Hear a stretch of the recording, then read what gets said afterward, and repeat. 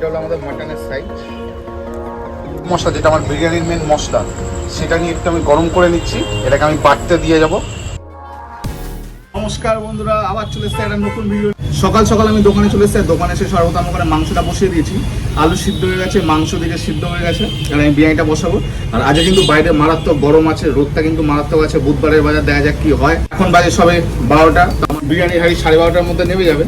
তো দেখা যাক, আজকে পাওয়ারি বিরিয়ানি ছিল। আমাদের কালকে আছে 15ই আগস্ট। তো আজকে আবার একটু ডাউন যাবে, কালকে আবার হাই হবে।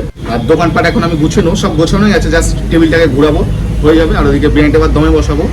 তার আগে বলে দিই, যারা এখন আমার চ্যানেলটাকে সাবস্ক্রাইব করছো না তাদের বলছি কি করছো, ওয়াস সাবস্ক্রাইব করে নাও। আর তোমার ভাইয়ের দোকানে এসে বিরিয়ানি খেয়ে যাও। মাংসের যে ঝোল সেটাও ফুটছে, এর মধ্যে আমি চিকেন দিয়ে। এদিকে কিন্তু আমার বিরিয়ানিটা আমি দমে বসিয়ে দিয়েছি। 10 থেকে 15 মিনিট এটা দমে থাকবে, তারপর আমি এটাকে নামাবো। আর ওদিকে আমার দোকানপাটও সব